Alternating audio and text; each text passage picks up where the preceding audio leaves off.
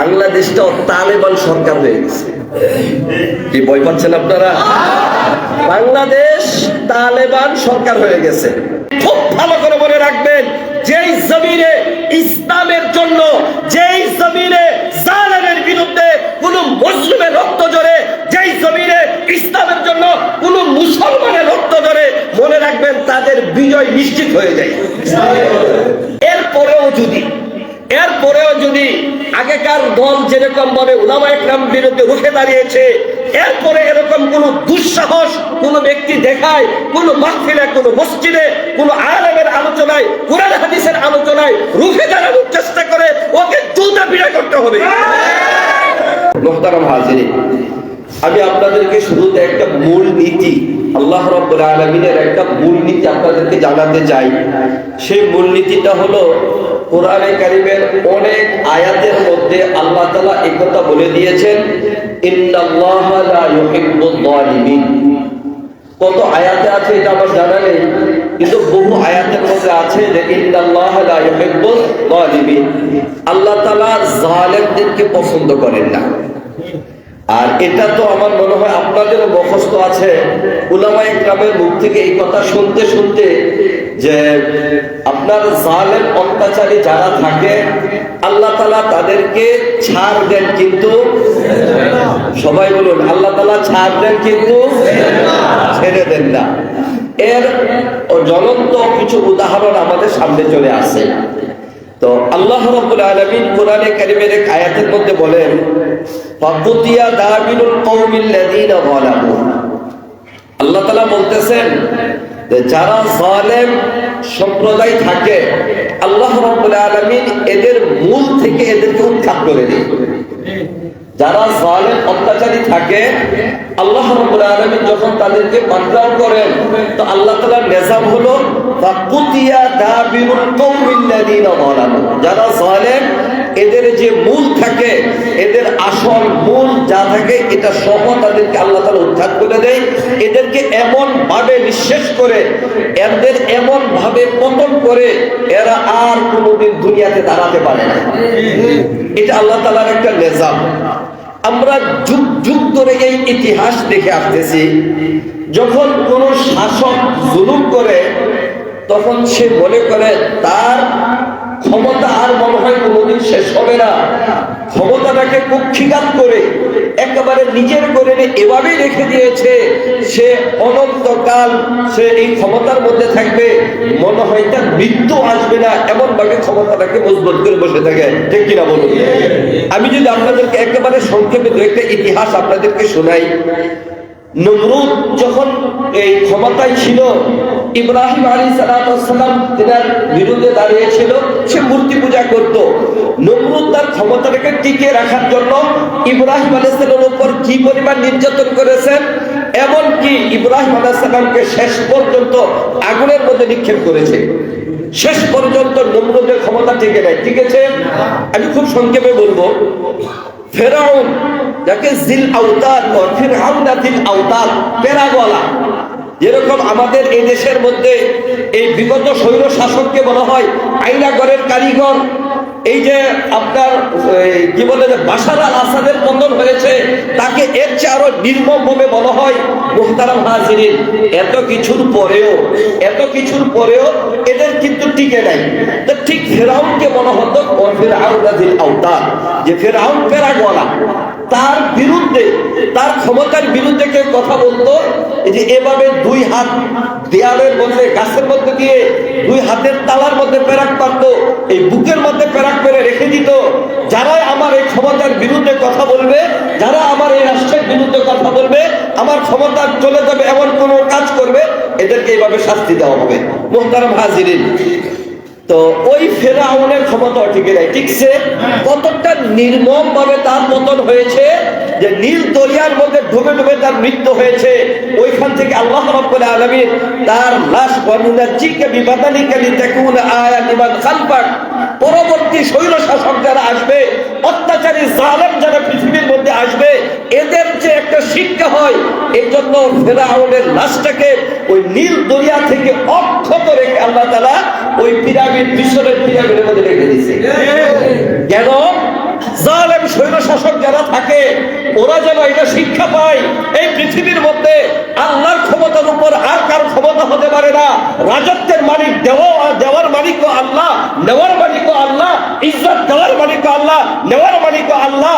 তোমরা যদি আল্লাহর বিরুদ্ধাচরণ করো তাহলে পৃথিবীতে তুমি RAB, police, BDR, busy, BSF যত ধরনের সৈন্য সামর্থ্য হতে পারে, আইন আদালত হতে পারে, প্রশাসনিক ব্যবস্থা হতে পারে, তুমি নিতে পারবে কিন্তু তোমার ক্ষমতাকে টিকিয়ে রাখতে পারবে না।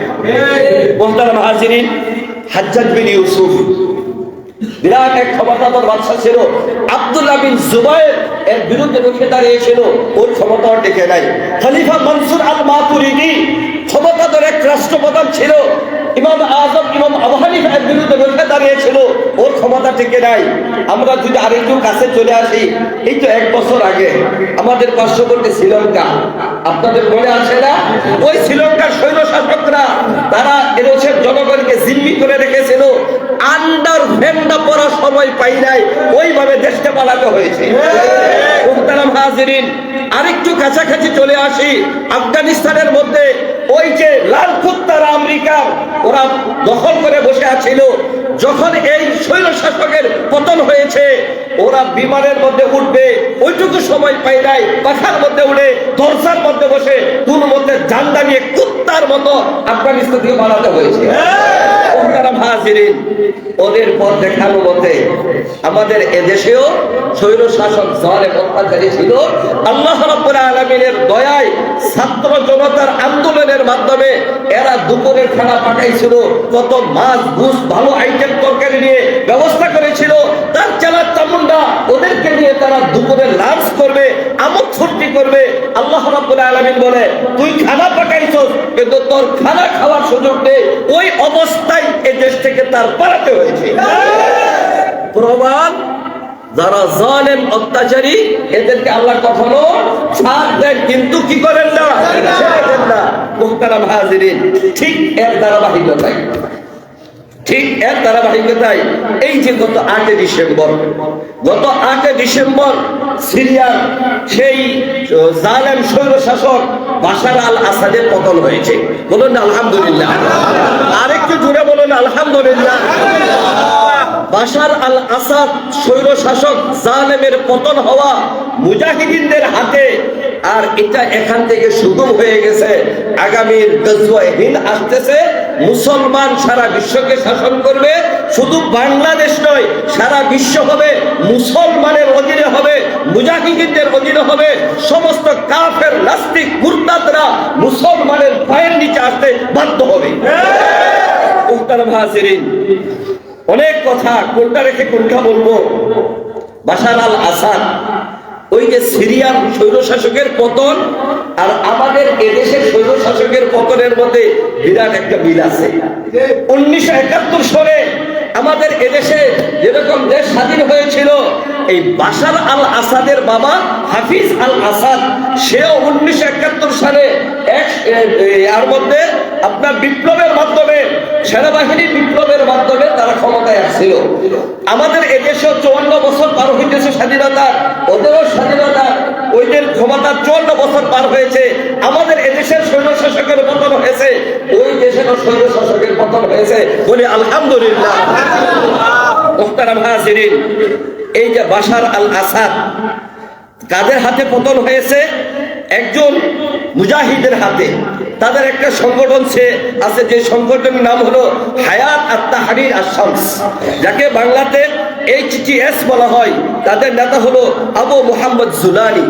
আবু মুহাম্মদ জুলানি, যিনি আল কায়দার সাথে জড়িত ছিল, মুজাহিদিনদের সাথে কাজ করেছিল, ইরাকের মধ্যে আল কায়দার হয়ে কাজ করেছিল। পরবর্তী তার দেশের মধ্যে যে ওই জালেম শাসকের বিরুদ্ধে ছোট ছোট দলকে যে ঐক্যবদ্ধ হয়েছে, শক্তি সঞ্চয় করেছে। মাত্র 12 দিনের মাথায়, আন্দোলন করে মাত্র 12 দিনের মাথায় বাশার আল আসাদের পতন হয়েছে। মুহতারাম হাজিরিন, বড় দুঃখ লাগে, বড় কষ্ট লাগে। আমাদের মুসলমানদেরকে অমুসলিমরা বিভিন্ন কারাগারে রেখে তারা নির্যাতন করেছে। যেরকম আমেরিকারা আফগানিস্তানের মধ্যে আবু গারিব কারাগারের কথা আপনারা নিশ্চয়ই শুনেছেন। যেই আবু গারিব কারাগারের মধ্যে নির্মমভাবে মানবিক সকল অধিকার থেকে বঞ্চিত করে মুসলিম মুজাহিদিন বন্দীদেরকে তারা অমানবিক নির্যাতন করে আসছে, এটা সারা বিশ্বের সকল মিডিয়া জানে। সকল জাতিসংঘ, এই জাতিসংঘ না আলু সংঘ, এটা কে সংঘ, ওরাও জানে, কিন্তু এদের কোনো প্রতিক্রিয়া নেই। এরা যেটাকে দফা করবে এই সুযোগ, এদের ক্ষমতা থাকলেও এটা করে না। মোহতারাম হাজিরিন, ওই যে আপনার চীনের মধ্যে, এই যে চীনের মধ্যে করোনা যেখান থেকে প্রথম দেখা দিয়েছিল, ওই জায়গার মধ্যে এরকম ভাবে কারাগার বানিয়ে মুসলমানদেরকে নির্যাতন করতেছে। যখন আমরা এই কথা শুনি, অমুসলিমরা কোন কারাগারের মধ্যে রেখে মুসলমানদেরকে নির্যাতন করতেছে, এটা মনটাকে একটু বোঝানো যায়। ওরা তো অমুসলিম, মুসলমানদেরকে নির্যাতন করবে, এটাই স্বাভাবিক। কিন্তু যখন দেখি কোন একজন মুসলিম শাসক তার ক্ষমতাটাকে মজবুত করে রাখার জন্য, তার ক্ষমতাটাকে দীর্ঘস্থায়ী করার জন্য মুসলমানদেরকে, তার দেশের নাগরিকদেরকে এরকম ভাবে বিনা বিচারে, এরকম ভাবে সমস্ত মানবিক অধিকার থেকে বঞ্চিত করে একেবারে অমানবিক ভাবে কারাগারে রেখে বন্দী করে, তখন আমি এটা সহ্য করি। তখনকার সময় সাধারণ জনগণ এদের বিরুদ্ধে একজন দুইজন করে কথা বলে, আর এদেরকে ওইখানে বন্দি করে রেখে। আমাদের এদেশের আইনা ঘরের কথা আপনারা শুনেছেন। গতকালকে র্যাবের প্রধান, গতকালকে আগের দিন বাংলাদেশের র্যাবের প্রধান দুঃখ প্রকাশ করেছে যে আমাদের এদেশের মধ্যে আইন শৃঙ্খলা বাহিনীরা সাদা পোশাক পরে সাধারণ মানুষকে ধরে এনে নিয়েছে, কোন মামলা নেই, কোন তাদের বিরুদ্ধে ওয়ারেন্ট নেই, ধরে এনে এরপরে মামলার কথা চিন্তা করে। এই যে 3 ইঞ্চি হারুন, যার 3 ইঞ্চি পর্যন্ত মানুষকে দাঁতের সামনে বের হয়ে গেছে, ওই 3 ইঞ্চিওয়ালা হারুন, এই মালাউন, এই গম্বাস, এই নালায়েক, এই জানোয়ার আল্লামা মামুনুল হক সাহেবকে গ্রেফতার করে আনছে। আইনাটা রেঞ্কিং বাড়ছে, আপনারা ওই ভিডিও শুনে দেখেছেন। মামুনুল হক সাহেবকে গ্রেফতার করে এনে ওই তার চেম্বারে বসে তার আরেক লিডার বসে ফোন করেন, আমি তো মামুনুল হক সাহেবকে ধরে নিয়ে আসছি, এখন কোন মামলায় গ্রেফতার দেখাবো, আমি এখন কোন মামলায় তাকে গ্রেফতার দেখাবো? গ্রেফতার করার পরে এই মালামটা বলে এদের পতন হবে না। এই সমস্ত অসাধুরা যে কোনো জায়গায় থাকুক না কেন, যদি বাংলাদেশে থাকে, আপনারা পরিষ্কার করে মনে রাখবেন, আগামীর বাংলাদেশ উলামা ইকরামের বাংলাদেশ, আগামীর বাংলাদেশ কুরআন আমাদের এদেশের মধ্যে একটা সময় এসেছে যেই স্বৈর শাসকরা কুরআনের বিরুদ্ধে, হাদিসের বিরুদ্ধে কথা বলবে, যে কোনো দলের হোক, এদেরকে বাংলাদেশের কোন জনগণ এদেরকে ক্ষমতায় দেখতে চায় না। গত কিছুদিন আগে দেখলাম শীর্ষস্থানীয় এক নেতা বলে বাংলাদেশের মধ্যে শরিয়া ভিত্তিক আইন চলবে না, বাংলাদেশের মধ্যে শরিয়া ভিত্তিক আইন চলবে না। এখনো ক্ষমতায় যায় নাই, ক্ষমতায় যাওয়ার জন্য হা করে আছে ক্ষমতায় যাওয়ার জন্য। আবার বলে শরিয়া ভিত্তিক কোন আইন, শরিয়া ভিত্তিক বাংলাদেশ চলবে না। আমাদের পরিষ্কার কথা, যেই বিধান, যে রাজনৈতিক দল এই কথা স্বীকার করবে বাংলাদেশের মধ্যে শরিয়া ভিত্তিক আইন চলবে, তারাই এদেশের মসনদে ক্ষমতায় আসবে। আর যারা কুরআন হাদিস মানতে পারবে না, রক্তের বিনিময়ে হলেও এদেরকে ক্ষমতায় আসতে দেব না। হাজিরিন, বলতেছিলাম এই কথা, এই বাশার আল আসাদ সে এমন সব কারাগার বানিয়েছে, আমাদের এদেশের আইনা গড়কে হার বানিয়েছে, আমাদের এদেশের আইনা গড়কেও হার বানিয়েছে। কতটা নির্মম ছিল! হাফিজ আল আসাদ যাদেরকে বন্দী করেছিল, ওরা জানে না যে হাফিজ আল আসাদের মৃত্যু হয়েছে, তার মৃত্যুর পরে তার ছেলে বাশার আল আসাদ ক্ষমতায় আসছে, ওরা এটা জানে না। ওদেরকে জেলখানায় বন্দী করে রাখতে রাখতে কিভাবে কথা বলতে হয় এটা ভুলে গেছে। ওদের উপর এই পরিমাণ অমানবিক নির্যাতন হয়েছে, ওরা এখন মানুষকে দেখলেই আতঙ্কিত হয়ে ওঠে, ভয় পায়। ওদেরকে যখন ফাঁসি দেওয়া হতো, একটা খবরে দেখলাম 13,000, আরেকটা দেখলাম 30,000-এর অধিক মানুষকে তারা গণ ফাঁসি দিয়েছে। 30,000-এর অধিক মানুষকে গণ ফাঁসি দিচ্ছে। ওদেরকে ফাঁসি দেওয়ার পরে কি করতো, আমাদের এদেশের মধ্যে আয়না করে বন্দী করে রাখছে। শাপলা চত্বরে যে সমস্ত আলেম হাফেজরা শাহাদত বরণ করেছিল, এদেরকে বুলডোজার দিয়ে নিষ্পেষিত করে বেকু দিয়ে ডামটাকের মধ্যে তুলে কোথায় নিয়ে ভাসিয়ে দিয়েছে, এখনো পর্যন্ত এটার হদিস হয় নাই। ইনশাআল্লাহ আগামীতে এটার খবর হবে। যারা এর সাথে সামান্যতম জড়িত ছিল, হেফাজতের মুসলিম মিটিংয়ের মধ্যে, শাপলা চত্বরের মধ্যে উলামায়ে কেরামদের উপর যেভাবে তারা নির্বিচারে গুলি করে হত্যা করেছে, এই বাংলার জমিনে এদের বিচার হবে ইনশাআল্লাহ। মুহতারাম হাজিরিন, ওরা কি করেছে? ওই যে মানুষকে ফাঁসি দিয়েছে, দেখুন কতটা নির্মম। ফাঁসি দেওয়ার পরে একটা মানুষকে পরিবারের কাছে যদি হস্তান্তর করা হয়, পরিবারের লোক লাশটা পেয়ে কিছুটা হলে সান্ত্বনা খুঁজে পায় যে আমার বাবার, আমার ভাইয়ের লাশটা আমরা পেয়েছি। ওরা কতটা নির্মম ছিল। আমাদের এলাকার মধ্যে ওই যে চাউল মশলা পিসের মেশিন আছে না, এমন ধরনের মেশিন ওদের কাছে আছে। লাশটাকে, একটা মানুষকে ফাঁসি কাস্টে ঝুলানোর পরে ওই লাশটাকে ওই মেশিনের মধ্যে ঢুকাই দিছে।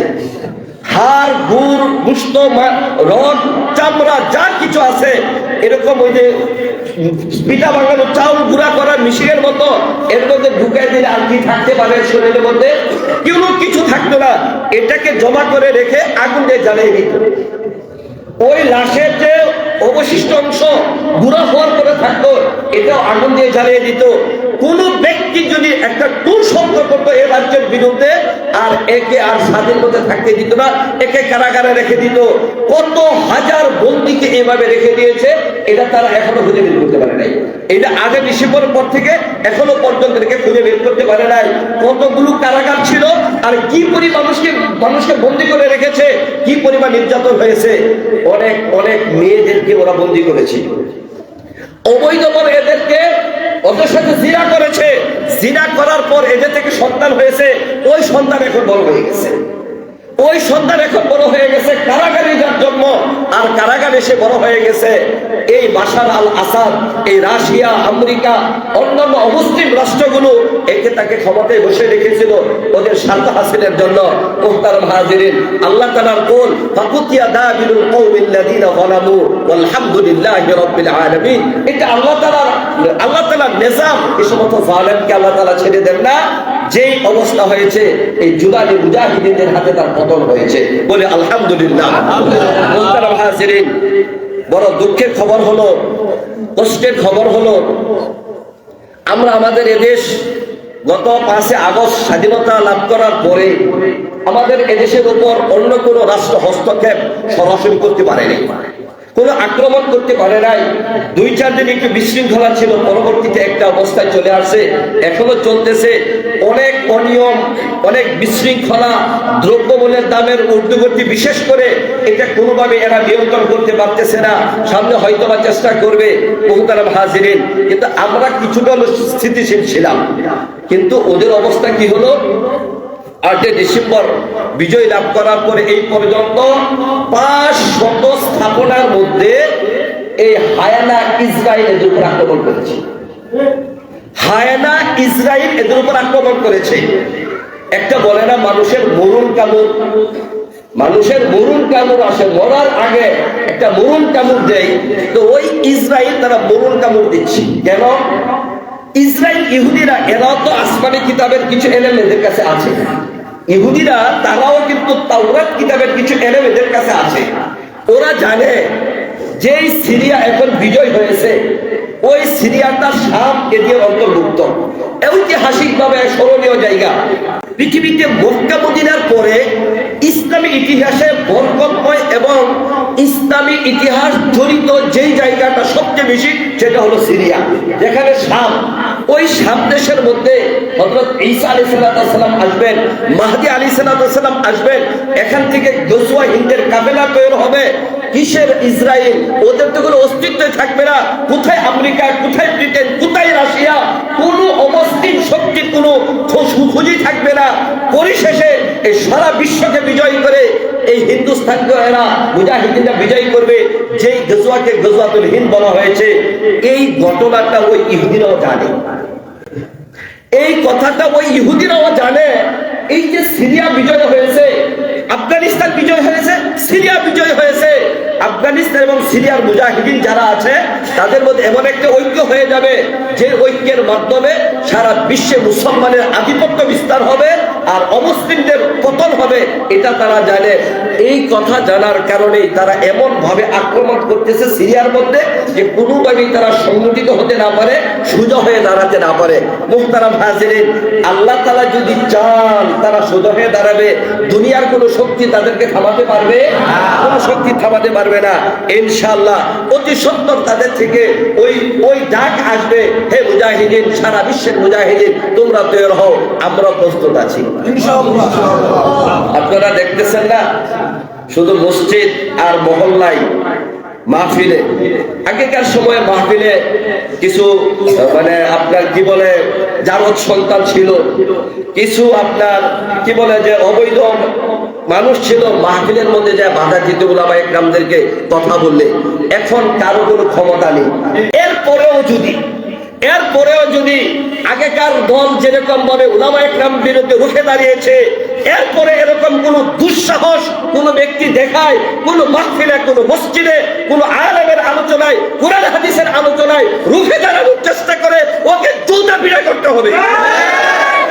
কখনোই এরকম দুঃসাহসেরা দেখাতে না পারে। মুহতারাম হাজিরিন, নারায়ে তাকবীরের ধ্বনি মসজিদ আর কোথায় ছিল? মাহফিলের মধ্যে ছিল। আল্লাহর কি নিজাম! এখন মসজিদ আর মাহফিল ছেড়ে হাটে ঘাটে মাঠে, এমনকি খেলার মাঠেও চলে গেছে। এই তো গত কিছুদিন আগে আমি একটা ভিডিও দেখলাম, 1-1.5 মিনিটে ওই দুবাইয়ের স্টেডিয়ামের মধ্যে বাংলাদেশ আর ভারতের সাথে যুব এশিয়া কাপ ফাইনালে খেলা হচ্ছে। বাংলাদেশ ভারতের সাথে যখন খেলা হয় তখন একটা এমন দ্বন্দ্ব শুরু হয়, এটা যেন দেশ বিজয়ের মতো। আগেকার একটা সময় ছিল পাকিস্তান ভারত খেলা হলে পাকিস্তান হেরে যাওয়া মানে দেশটাই হেরে যাওয়া, ভারত জিতে যাওয়া মানে দেশটাই জিতে যাওয়া। এখন ওদের থেকে ডাইভার্ট হয়ে বাংলাদেশ ভারতে চলে আসছে। ওই যে মাশরাফি বিন মুর্তজা বাংলাদেশের এক ক্রিকেটার, আরেকটা আছে তাসকিন, এরা যখন ভারতের বিরুদ্ধে খেলতো আগুনের মতো জ্বলে উঠতো। এই জন্য ওদের বাংলাদেশের ফের অনেক বেশি হয়ে গেছে। যাই হোক, মূল কথা হলো ওই খেলার মাঠে যখন বাংলাদেশের বিজয় কাছাকাছি চলে আসছে তখন গ্যালারি থেকে কি দড়ি আসছিল আপনারা শুনছেন? এই যুবক, তোমরা শুনেছ কি দড়ি এসেছিল? নারায়ে তাকবীর, আল্লাহু আকবার, নারায়ে তাকবীর, আল্লাহু আকবারের দড়ি আসছে। বাংলাদেশের ক্রিকেটার, জানি না এটা অধিনায়ক কিনা, হাতের ইশারা দিতেছে, বলো নারায়ে তাকবীর, আল্লাহু আকবার, নারায়ে তাকবীর, আল্লাহু আকবার বলো। অবাক হয়ে গেলাম, ক্রিকেট গ্যালারির মধ্যে নারায়ে তাকবীর, আল্লাহু আকবার দড়ি আসলো কেন? ওই যে মালাউনরা যে পরাজিত হবে, মুসলমানের বিজয় হবে, মালাউন। আমি ক্রিকেটকে সমর্থন করছি না। ক্রিকেট খেলা দেখবেন, নামাজ কালাম বাদ দিয়া 3-6 ঘন্টা ওইখানে কাটিয়ে দিবেন, আমি ওইটা সমর্থন করতেছি না। শুধু আপনাদেরকে এই কথা বুঝাতে চাচ্ছি, এখন নারায়ে তাকবীরের ধ্বনি মসজিদে নয়, নারায়ে তাকবীর মাহফিল শুধু মাহফিলে নয়, নারায়ে তাকবীরের ক্রিকেট মাঠে চলে গেছে। ভারতীয় ক্রিকেটারের চোখ কি বড় বড় হয়ে গেছে, খালি জল করে দেখে, আরে গ্যালারির মধ্যে বাংলাদেশ বাংলাদেশ, এরকম পাকিস্তান পাকিস্তান, এগুলো স্লোগান হয়, কিন্তু নারায়ে তাকবীরের স্লোগান এটা তো আর কোনোদিন দেখি নাই। ও বড় বড় হয়ে গেছে। বাংলাদেশের বোলাররা বল করে আর বল দেখবে বল হইতেছে, সাথে সাথে ওরা হেরে গেল আর মুসলিম বাংলাদেশ বিজয় লাভ করলো। এটা আলহামদুলিল্লাহ বলার কিছু নাই, এরা বিজয় লাভ করছে। তুমি এইটুকু কি বাংলাদেশ বিজয় হয়েছে? এরা মুসলমান, ওরা মালাউন, ওরা হেরেছে। মুহতারাম হাজিরিন, শুধু ক্রিকেট মাঠের কথা নয়, শুধু ক্রিকেট মাঠে নয়, রাজনৈতিক অঙ্গনেও আমাদের রাষ্ট্রপ্রধান, তত্ত্বাবধায়ক প্রধান রয়েছে, এদের কাছে ওরা হেরে গেছে। কৌশলে ওরা বাংলাদেশ কাছে হেরে গেছে। ওরা দলে বলে আসতেছে যে আপনারা আপনাদের দেশের শান্ত করেন, জনগণকে থামান। ওদের মলম বিক্রেতা এক সাংবাদিক আছে না, দুঃখ নিয়ে কষ্ট নিয়ে বলে, কি একটা কাগজ নিয়ে এসে বলে ফাল ফালতে মলম বিক্রি বন্ধ, বাংলাদেশ থাকবে না, বাংলাদেশ থাকবে না। ও বলে কি জ্যোতিষী ভবিষ্যৎবাণী, নিজের সামলাও, খুব বেশি দিন বাকি নয়। আরে কোনটা রেখে কোনটা বলি, আমার তো আর বিষয় আরেকটা ছিল। এই ভারত কতটা হায়না, এরা যে শুধু 7 সিস্টার, এই 4টা-7টা রাজ্যকে আটকে রাখছে এরকম না। এই হায়দ্রাবাদ এরকম একটা আলাদা রাষ্ট্র ছিল। এই ভারত সরকার এদেরকে আটকে রেখে এদের উপর নির্যাতন করে এদের বানিয়ে নিয়েছে। এখন বাংলাদেশ এদের সাথে যদি সম্পর্ক ভালো না থাকে, তাহলে এদের আর রাতের ঘুম থাকবে না, ঘুম হারাম হয়ে যাবে। কারণ হলো বাংলাদেশ যদি চূড়ান্ত পর্যায়ে ভারতের বিরুদ্ধে রুখে দাঁড়ায়, ওই দিককে চীন অপেক্ষা করতেছে এদের সাথে কখন লেগে যাবে। ওই বার্মা এদের সাথে কোনো মিল নেই, শ্রীলঙ্কা তো তাদের সম্পর্কই নেই, 81% নেপাল, ওরা ওদের সাথে কোনো সম্পর্ক নেই। বাংলাদেশের সাথে একটা স্বামী স্ত্রীর সম্পর্ক ছিল, এই সম্পর্কটা ছিন্ন হয়ে গেল। এখন এদের অন্তর ধুরু ধুরু কাঁপতেছে, না জানি কখন মুজাহিদিনরা চলে আসে। কারণ বাংলাদেশটা তালেবান সরকার হয়ে গেছে। কি ভয় পাচ্ছেন আপনারা? বাংলাদেশ তালেবান সরকার হয়ে গেছে। কই আবার তালেবান সরকার হইল? আমি আরেকদিন পরে বলছিলাম ছাত্র বাংলাতে কই, তাই না? বাংলাতে হলো ছাত্র, ইংরেজিতে ছাত্ররে কি কয়? স্টুডেন্ট। আরবিতে কি বলে আপনারা জানেন? ছাত্র বলতে পারবে। আরবিতে ছাত্রদেরকে কি বলে? তালেবান। ওই যে আমেরিকার লাল কুত্তা, ওই যে রাশিয়ার হায়নাদেরকে ওই আফগানিস্তান থেকে যারা তাড়িয়েছিল, এরা তালেবান। এরা তালেবান। আরবিতে তালেবান, বাংলাতে এরা কি? ছাত্র। আমাদের এদেশ থেকেও স্বৈর শাসককে, যাদের স্বৈর শাসকদেরকে যারা তাড়িয়েছে, এরা কারা? এরা কারা? মুহতারাম হাজিরিন, দেখা যায় যুবকরা যখন জেগে উঠে, কোন শক্তি তাদের সামনে আর দাঁড়াতে পারে না। তার প্রমাণ, ছাত্রদের হাতে কোনো অস্ত্র ছিল না, তারা বুক পেতে দাঁড়িয়েছে। মুহতারাম হাজিরিন, খুব ভালো করে মনে রাখবেন, যেই জমিনে ইসলামের জন্য, যেই জমিনে জালেমের বিরুদ্ধে কোন মুসলিমের রক্ত ঝরে, যেই জমিনে ইসলামের জন্য কোন মুসলমানের রক্ত ঝরে, মনে রাখবেন তাদের বিজয় নিশ্চিত হয়ে যায়। আবু সাইদ, ওই রংপুরের আবু সাইদের রক্ত ঝরেছে, এটা আইকন হয়ে গেছে, অন্যান্য আন্দোলনের প্রেরণা খুঁজে পেয়েছে। মুক্ত পানি পানি করে তার মৃত্যু হয়েছে, ওই কারবালার কথা মনে করে দিয়েছে। মনে রাখবেন, ইসলামের জন্য আর দেশের জন্য যেই জাতি রক্ত ধরে, জালেমের বিরুদ্ধে মুসলিমের রক্ত ধরে, তখন আর জালেম তার জায়গা ঠিক থাকতে পারে না। হাজিরিন, আমার সময় তো প্রায় শেষ হয়ে গেল। আমার তো বিষয় ছিল জরুরিভাবে কথা বলা। এই ভারতের তারা যে ধর্ম নিরপেক্ষতার কথা বলে, কতটা হায়ানারা, আমি কথাটা একেবারে সংক্ষেপে শেষ করে দেই। এই ভারতের হায়ানারা আপনার অসংখ্য যুবককে, কেন তারা গরুর গোশত খায়, এই জন্য তাদেরকে পিটিয়ে মেরেছে। আমার কাছে একেবারে 29 আগস্ট 2024, এরপরে আপনার 23 আগস্ট, এরপরে আরো এরকম কয়েকটা ইতিহাস আমার কাছে একেবারে পত্রিকা বিবিসি নিউজ থেকে নেওয়া আছে, যে কোন জায়গায় কোন দিন কিভাবে যুবকদেরকে গরুর গোশত রাখার কারণে, গরুর গোশত খাওয়ার করে পিটিয়ে হত্যা করছে। আমি শেষবার যখন ইন্ডিয়াতে যাই, এবার তারা আমার ভিসা দেবে না, আমার কাউকে দেবে না, অনেক দাওয়াত আসতেছিল ইন্ডিয়া থেকে। তো হুজুর আসেন আসেন, কিন্তু আর তো যাওয়া হবে না হয়তো। আচ্ছা, যাই হোক, তারপরে বুবুদানের সাথে গেলে যে দেখা হইতো, তো খোঁজ খবরটা নিতে পারতাম, ভালো মন্দ, আমাদের দেশের একটা মানুষ তো ছিল, খোঁজ খবরটা নিতে পারতাম। আচ্ছা, যাই হোক, শেষবার যখন যাই, তখন মা আমাকে বলে, এই ইন্ডিয়ার মধ্যে গরু গোশত সস্তায় আনতে পারোস না? আমার ওইখানে মাত্র 200 টাকা কেজি, আমাদের এখানে 700 টাকা কেজি, ওইখানে 200 টাকা কেজি। আমি শেষ প্রোগ্রাম করে ওই যারা ভক্ত ছিল এখানে তাদেরকে বললাম, আমি কিছু গরুর গোশত নিয়ে যেতে চাই। তখন আমার যে মাধ্যম, যে আমার সবকিছু দেখাশোনা করে, ওকে ডেকে পড়লাম যে ভাই, আমি 8-10 কেজি গরুর গোশত নিয়ে আর কিছু নেবো না। পরে বলে কি, ভাইজান আর কি ইন্ডিয়াতে আসবেন না? এটাই কি শেষ আশা? আমি এটা কেন বলতেছেন?